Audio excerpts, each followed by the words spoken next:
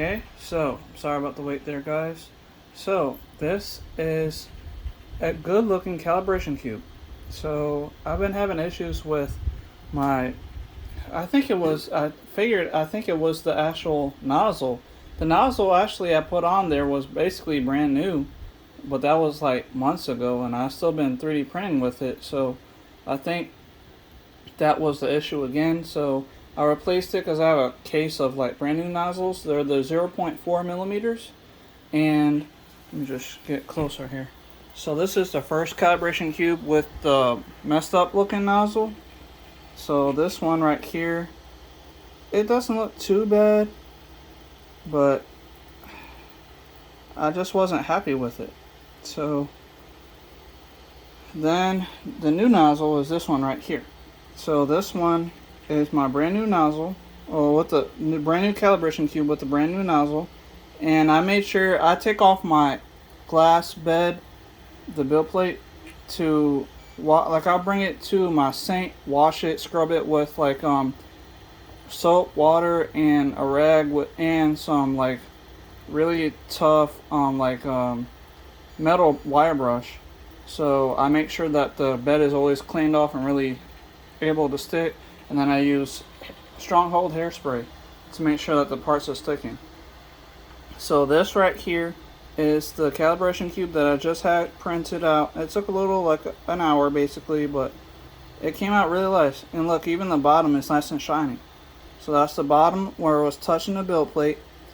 And I did have to make sure that I adjusted the bed leveling, and for some reason the center is kind of like maybe like warped or something, because it's really tight whenever I get the edges perfectly lined up with like a piece of paper. That's why I got paper over there. So I bed level a lot, and I noticed that the center is always really tight against the paper, and like the paper tends to rip whenever I'm moving it back and forth in the center. So what I did, I went ahead and leveled each edge a little less than being really tight with the paper, just to make sure that the center was good. And then I leveled the center, and the center seemed to be sticking pretty well, and it wasn't ripping the paper that time. So then after that, I print out this calibration cube. So I do these calibration cubes a lot because they're a good test just to see if the printer is working good. You can see that the X is doing fine, the Y is doing fine, and the Z is fantastic.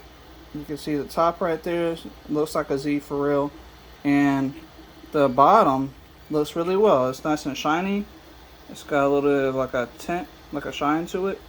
Anyway, so I wanted to let you guys know, and I am going to be upgrading or adding some parts to this. So like I got a new glass bed coming in from Amazon. It's for like a CR10, because this is basically a clone of a CR10. The longer lk5 Pro is basically a CR10 clone.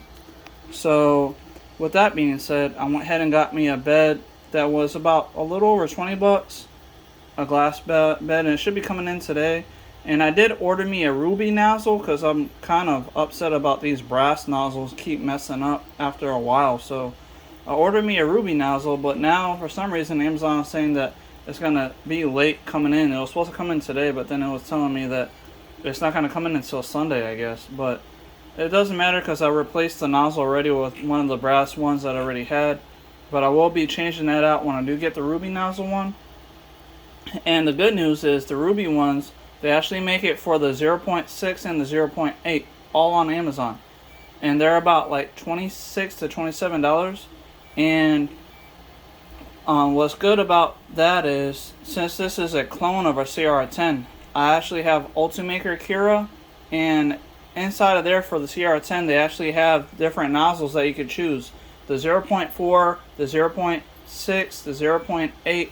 So once I get the ruby nozzle in, then I'm going to be testing it out, and then once I see that it's working really well, then I'll go ahead and order me the 0.6 and the 0.8 just to see if I can be able to print faster.